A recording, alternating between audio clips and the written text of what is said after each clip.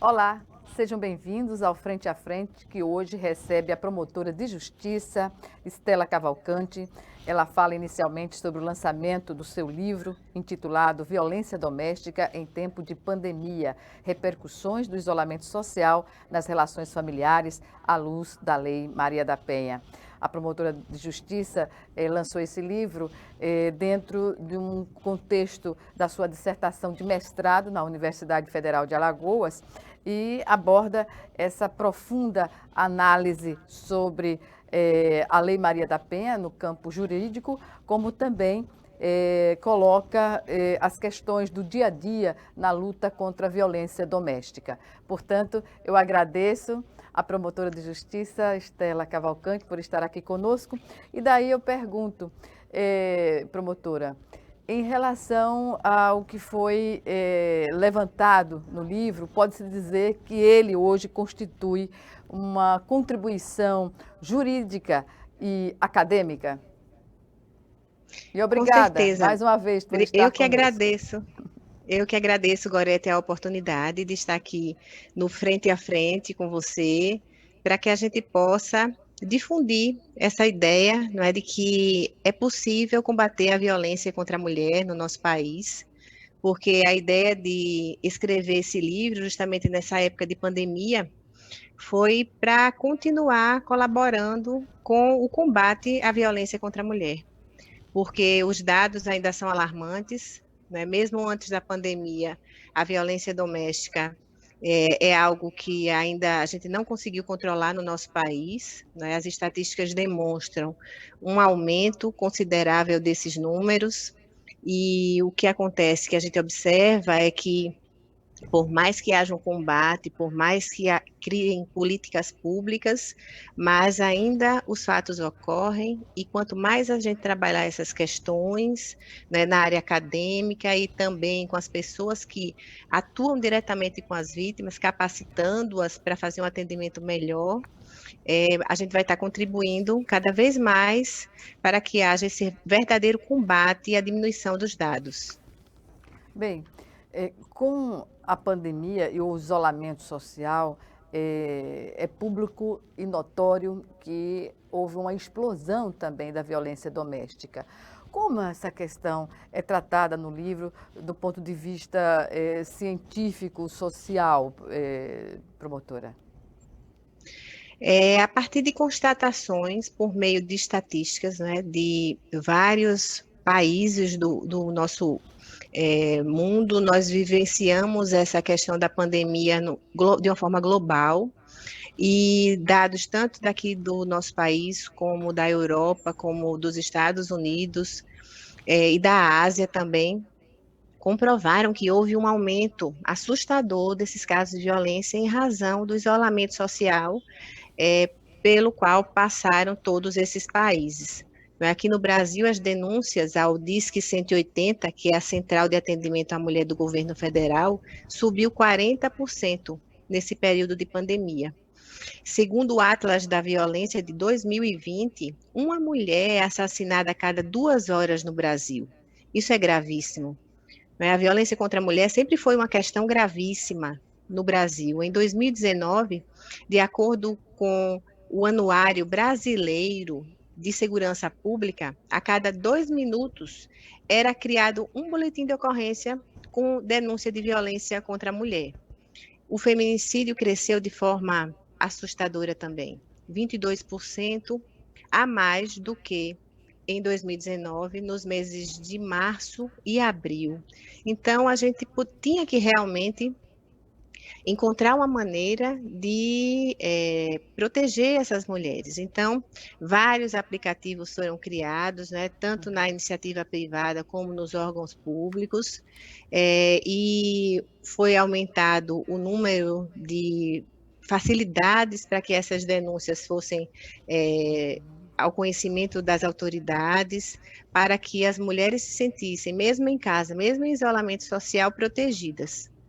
Pois bem, a visibilidade dessa violência e a criminalidade decorrente dela, até com o feminicídio, veio à tona também a partir, à luz, como diz, como está no livro, da Lei Maria da Penha, não é, promotora? Com certeza. Em 2004, ainda quando eu estava no mestrado, não existia a Lei Maria da Penha.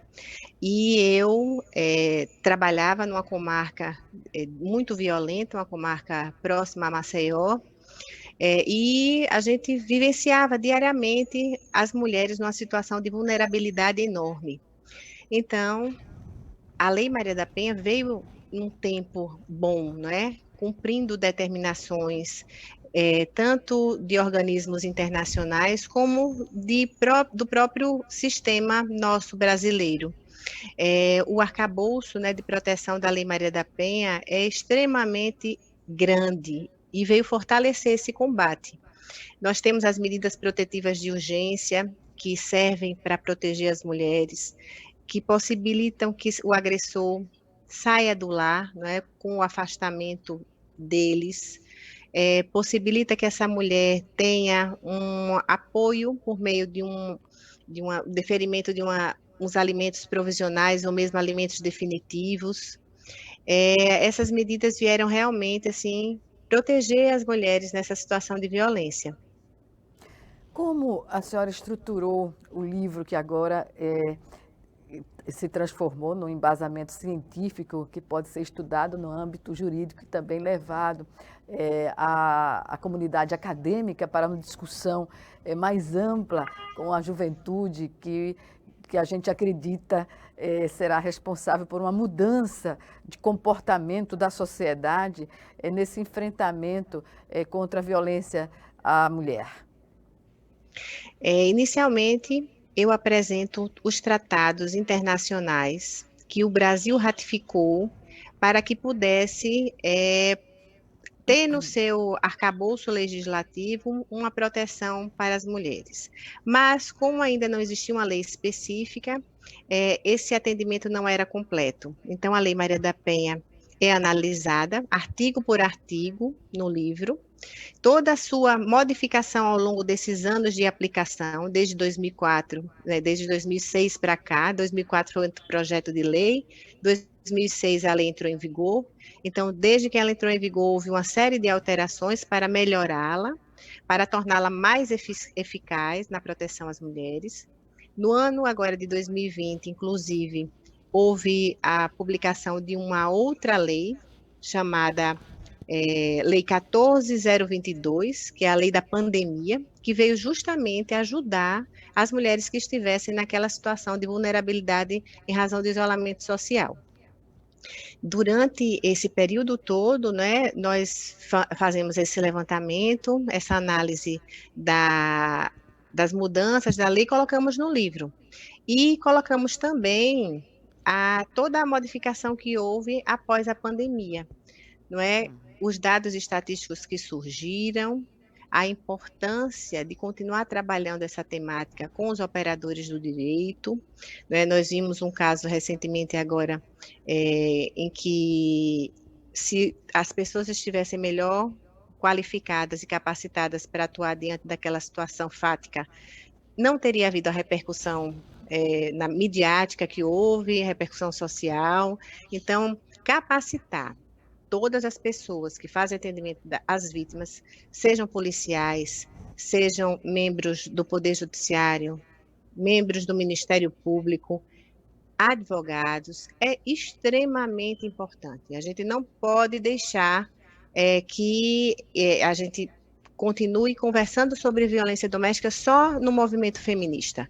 A gente precisa ampliar cada vez mais. E o livro veio justamente com essa intenção, de contribuir, de levar essa visão maior, né, de como pode haver uma proteção às mulheres de uma forma ampla, para a academia também, para as universidades, não é? A ideia é difundir, não é, o conhecimento de como a gente pode trabalhar a questão da violência contra a mulher dentro das universidades, capacitando todas essas pessoas que no futuro serão profissionais que vão atuar nesses casos.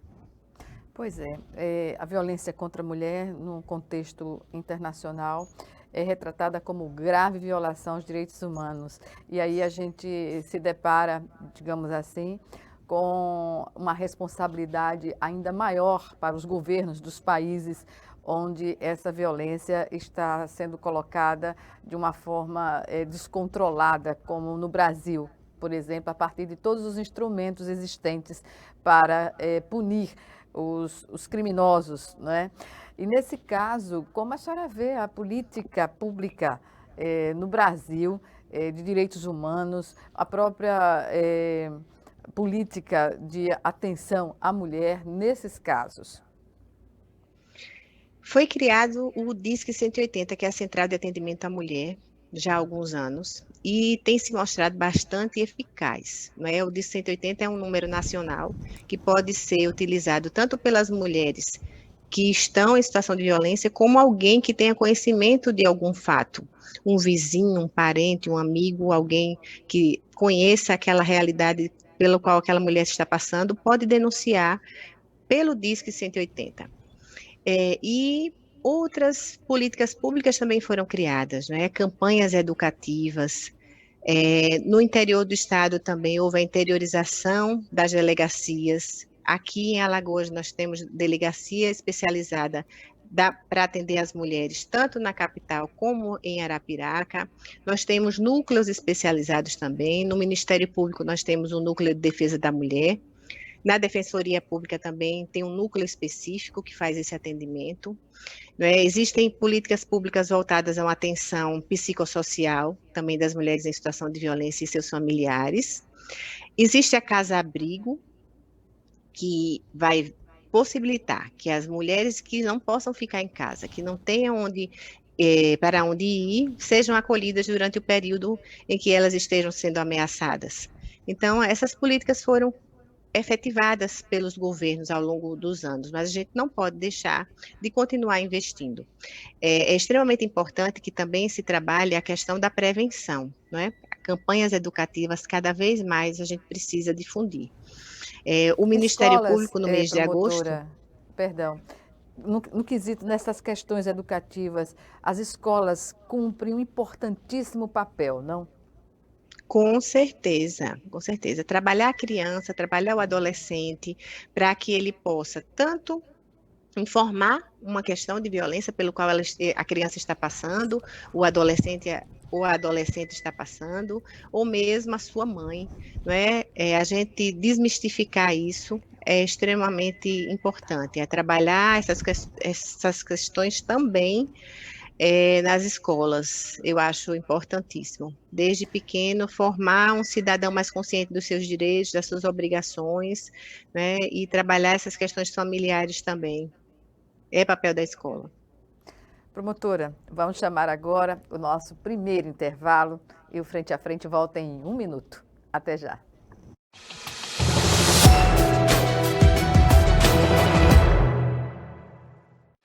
O MEC tem inovado muito na educação. Agora, existe um documento que assegura a igualdade na aprendizagem da educação básica. E todo aluno deve ser alfabetizado até o 2º ano do ensino fundamental. Para os maiores, tem 500 mil novas vagas de ensino em tempo integral, aulas presenciais transmitidas por videoconferência e o novo ensino médio, focado no projeto de vida do aluno. No ensino superior, tem o novo FIES, 5 novas universidades federais, 9 mil novas vagas e 100% dos recursos previstos liberados. São inovações de uma ponta à outra. E para continuar inovando, o MEC lançou uma plataforma que reúne recursos educacionais da internet para educação básica. Professor, inscreva-se no curso online e torne-se um curador da plataforma. Ministério da Educação, Governo Federal.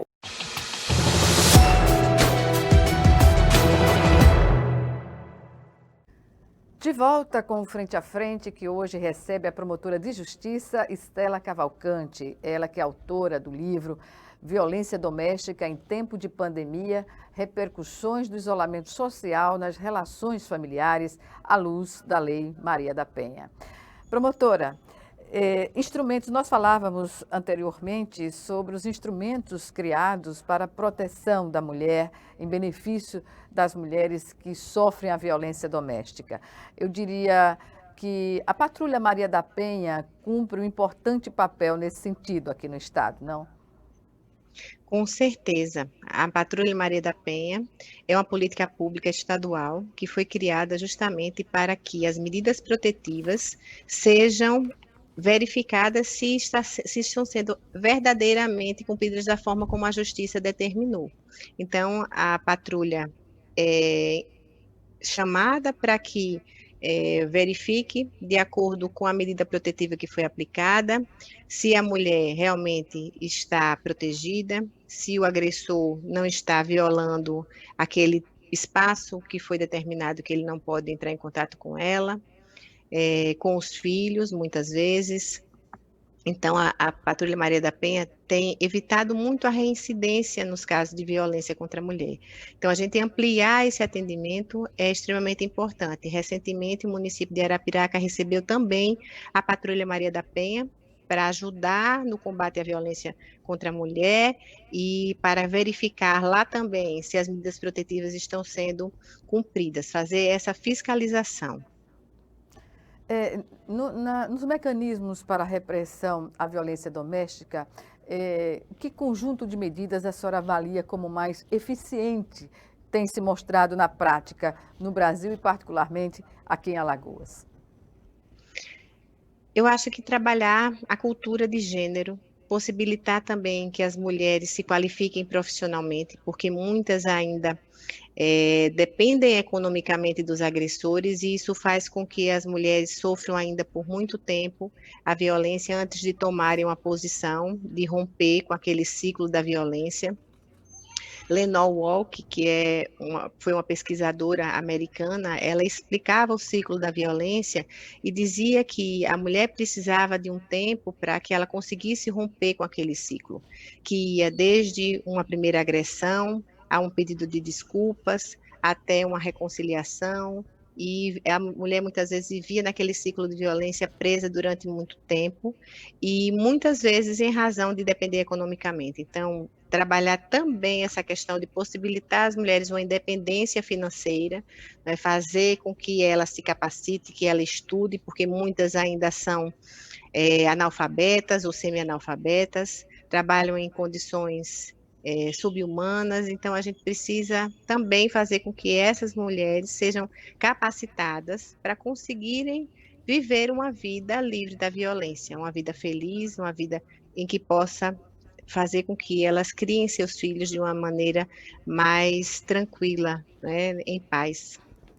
Cultura de paz seria, digamos assim, para a sociedade um ingrediente, um instrumento também para, digamos assim, contribuir para a diminuição dessa violência, não, promotora? Com certeza. E também, assim, a liberação de armas é algo extremamente prejudicial, né? A gente do movimento de mulheres vê com muito medo essa tendência no Brasil a se liberar sem uma fiscalização a utilização de armas, porque a maioria dos casos de violência contra a mulher ocorrem justamente com armas, e essa liberação é algo extremamente preocupante. Pois é, eu observo que, inclusive, tem aumentado o número de homens praticando tiro, né, nas escolas de tiro. Isso não existia antes dessa política do governo federal, sobremaneira, de ampliar, né, a condição da sociedade de adquirir armas e armas pesadas. A gente sabe que violência Verdade. social com arma sendo liberada a compra nessas condições, são ingredientes indispensáveis ao aumento da violência doméstica, sobretudo, não é? Com certeza, a violência de um modo geral, porque as pessoas armadas possibilitam que ocorra crime no trânsito, crimes na rua, né, em bares, em restaurantes, e Qualquer também em discussão pode casa. ser decidida na bala, como se diz, na né? bala. E isso é terrível, né? A gente vê episódios terríveis que ocorrem nos Estados Unidos em razão da política deles de liberação de armas. Então, a gente precisa copiar o que é bom, não é?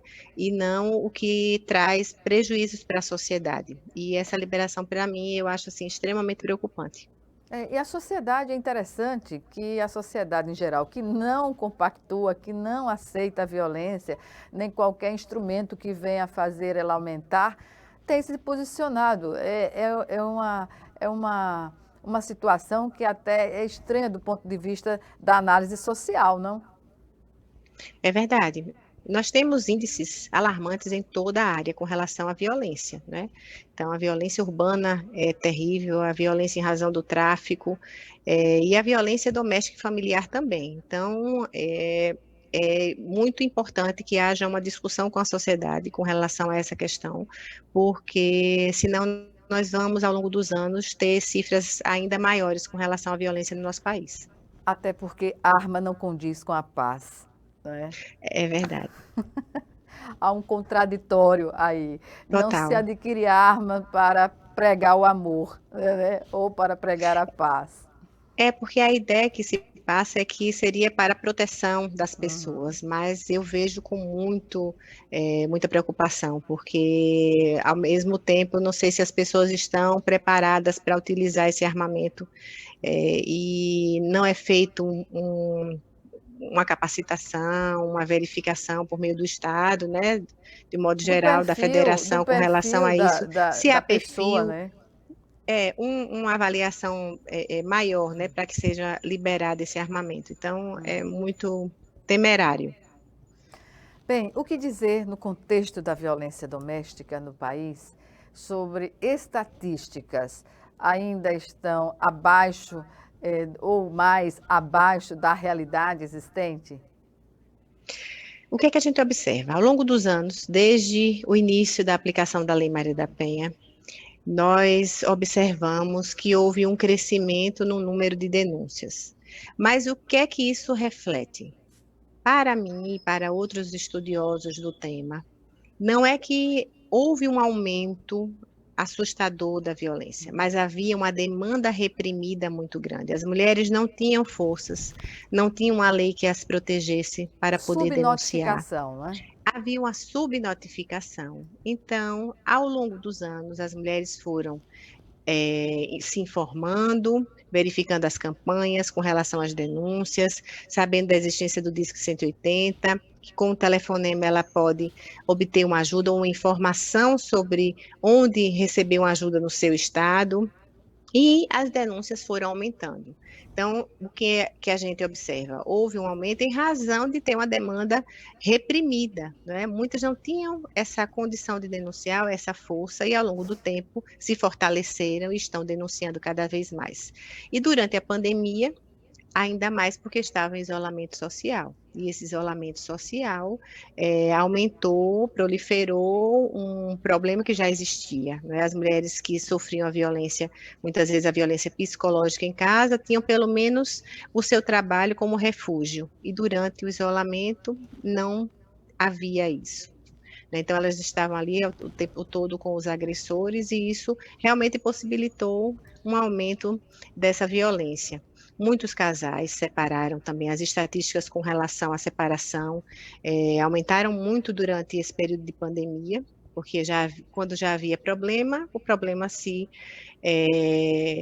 complicou, se agravou.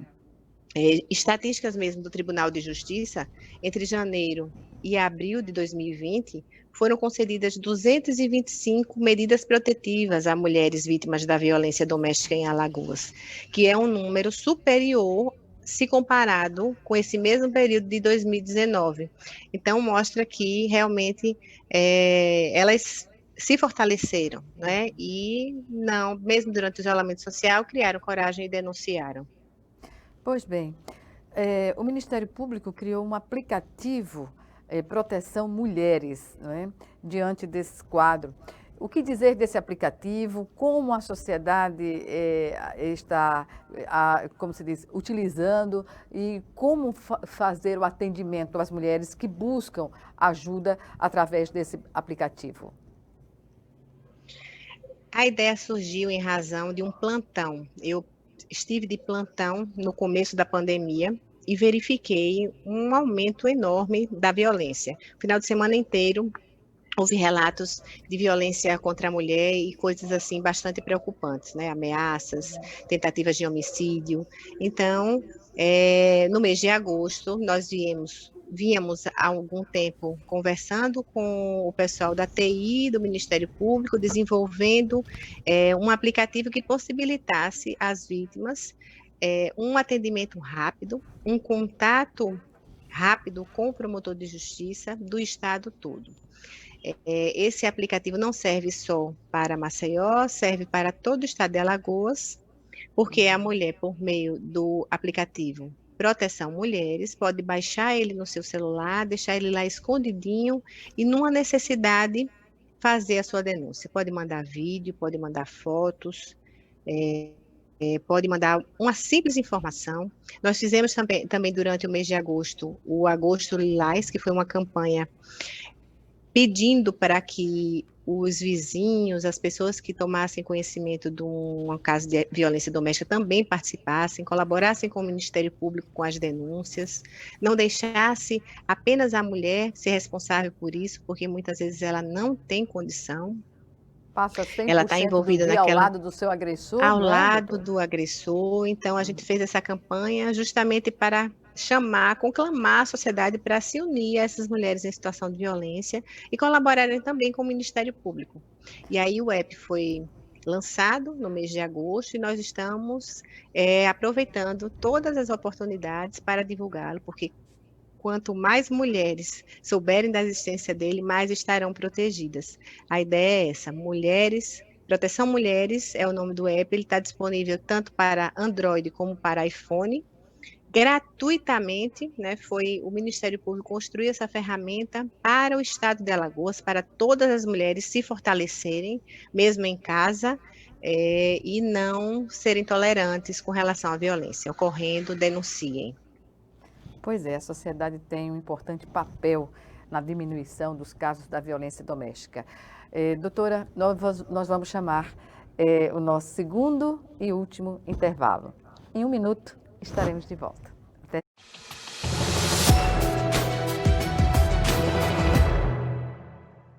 Doar sangue é seguro e não dói. O Hemocentro de Alagoas utiliza a mais alta tecnologia para fazer a coleta de sangue. Para doar sangue, é necessário ter mais de 18 anos, pesar mais de 50 quilos e apresentar um documento de identificação com foto. O doador não pode ter contraído doenças como a hepatite, sífilis, AIDS e doença de Chagas. Mais informações é só ligar 3315 2106. O Hemocentro de Alagoas precisa de você. Calma, Chico, vai devagar. Você anda nervoso. Nervoso por quê, amigo? Baixaria. O que você fez ontem? O que tá acontecendo? Batendo na mulher de novo. Mas eu te tomei todas, perdi a cabeça, Não tem fiquei esse nervoso. negócio, não tem esse negócio tomei todas. Aqui todo mundo toma e ninguém bate em mulher, só você. Bebida não é desculpa. Onde tem violência, perde a mulher que apanha, os filhos e você. Homem que é homem, não bate.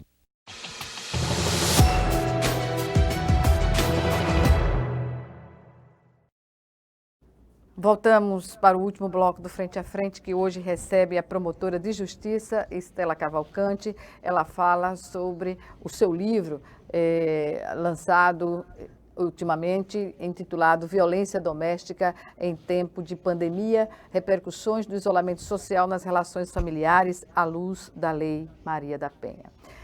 Promotora, em relação à questão da denúncia, nós falamos no bloco anterior, no final do bloco anterior, ainda sobre o aplicativo criado pelo Ministério Público durante a pandemia para auxiliar as mulheres que estão no contato diário e direto com os seus agressores, que não podem se deslocar presencialmente para fazer a denúncia.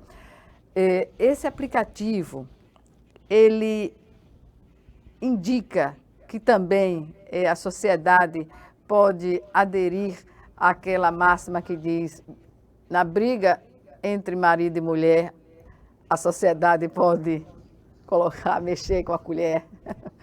Com certeza. Gorete, a gente precisa realmente ter esse apoio. Eu vi agora no intervalo a campanha muito interessante que está chamando os homens também para participarem, né, dessa questão da proteção às mulheres. É muito importante a gente também ter esses aliados. Nós sabemos que muitos homens são contra a violência praticada dentro de casa, não fazem isso, né, agem de uma outra maneira, tratam suas esposas com amor, com carinho, isso é a maioria, mas a gente precisa realmente continuar divulgando, né, todas essas ferramentas que tem para a proteção das mulheres. A Patrulha Maria da Penha, o app Proteção Mulheres, né, você pode baixar o aplicativo de uma forma gratuita. Qualquer pessoa que tomar conhecimento da prática de um ato de violência contra a mulher pode baixar no site do Ministério Público, que é o www.mpal.mp.br,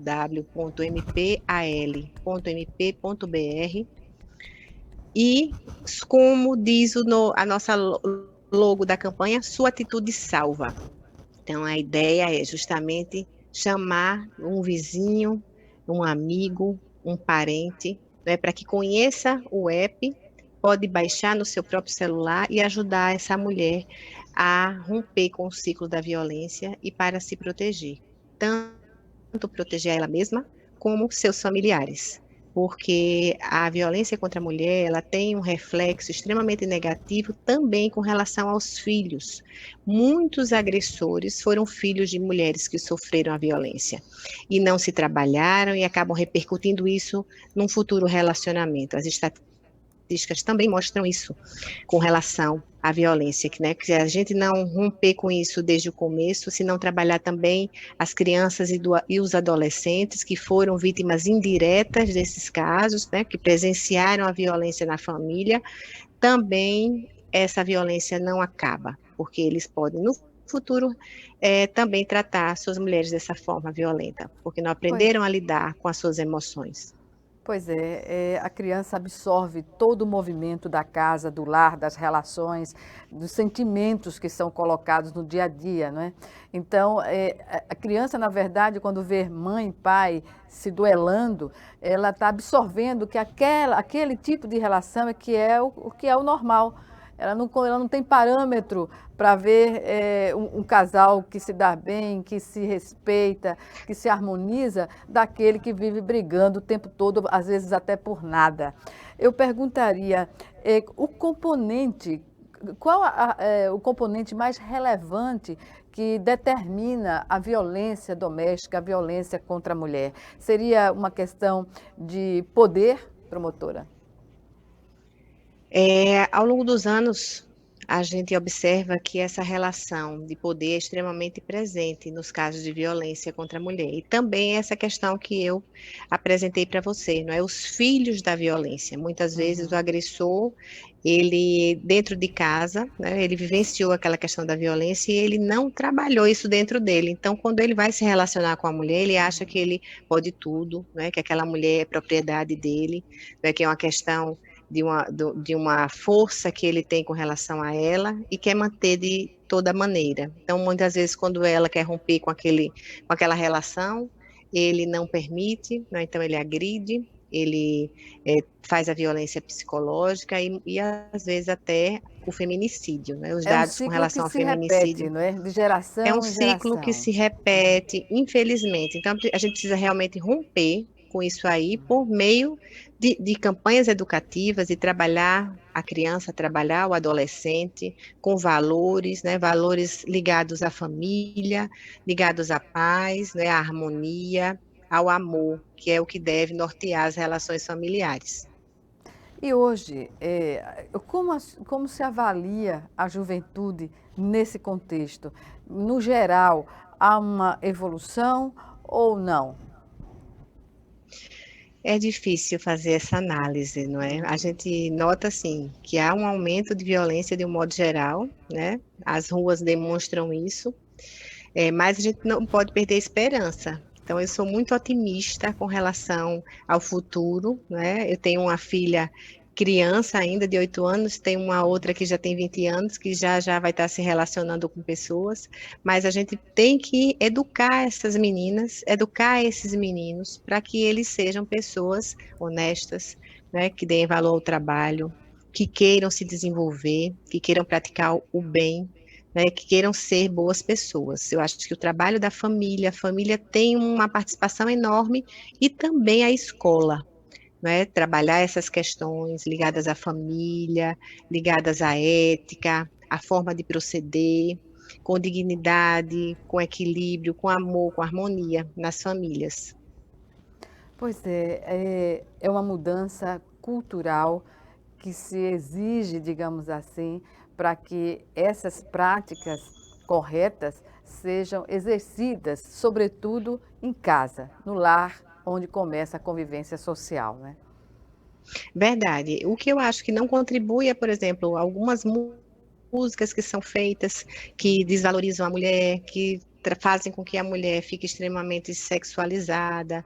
Então, isso não colabora. A gente precisa realmente fortalecer as famílias, né, colaborar com elas, né, dentro de casa, e por campanhas também educativas, para que a gente possa fortalecer esses laços, laços de amor, laços de afeto, né, laços de responsabilidade, companheirismo, e respeito. Pois é, o respeito, que é o princípio de tudo, né? Da tolerância, da compreensão sobre o outro, enfim. Mas o que se observa, e não é de agora, é que a televisão tornou-se uma maneira prática para manter as crianças, digamos assim, quietas, né? Esse tipo de concepção correta do que é educação exige dos pais uma atenção especial às crianças, sobretudo na fase da infância, né? Quando se vai assimilar todos esses conceitos de convivência humana normais. Então, educar é algo que exige muita responsabilidade dos pais, e não é uma coisa de agora, é de sempre, né? Verdade, e muitas famílias hoje são famílias unilaterais, né? Famílias de uma única pessoa, ou famílias separadas, então ainda mais difícil é essa união para que haja uma boa educação. Então, os pais têm que ser sensíveis a essa situação, e os avós também contribuírem, porque muitas vezes são criados com a participação grande dos avós, né? A gente precisa trabalhar isso, né? Todas essas famílias que hoje coexistem no nosso país. E fortalecer esses laços, porque não adianta a gente trabalhar só na escola, se em casa a criança vivencia uma questão de violência e ela aprende de forma errada a resolver seus problemas, né? A gente precisa fortalecer esses laços, trabalhar o respeito, trabalhar a tolerância, a responsabilidade, o compromisso enquanto pessoas que estão formando seres, né, para a nossa sociedade. Trabalhar o amor entre as pessoas, né? Porque quando se tem esse sentimento, tudo que é ruim passa a não fazer parte do universo dessa pessoa. Em tese isso é fácil, né? Mas a gente na prática tem que ter um esforço, digamos assim, para exercer esse sentimento. Promotora, a questão do estudo de gênero está inserido também nessas questões da violência, né?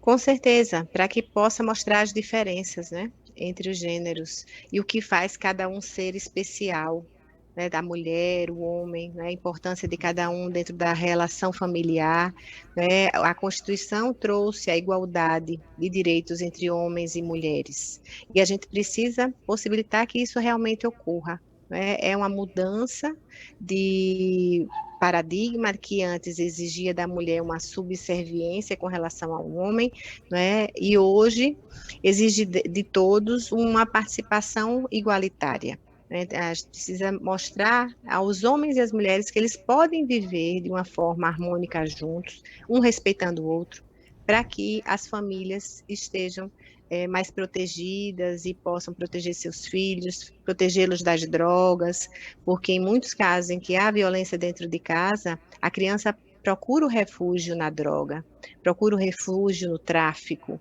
né? Então, se as famílias estiverem fortalecidas, esses laços, né, forem fortes, não há como quebrar. Então, a droga não vai entrar naquele lar, né? O tráfico não vai entrar se as famílias estiverem preparadas, né? E preparando seus filhos para a vida em sociedade.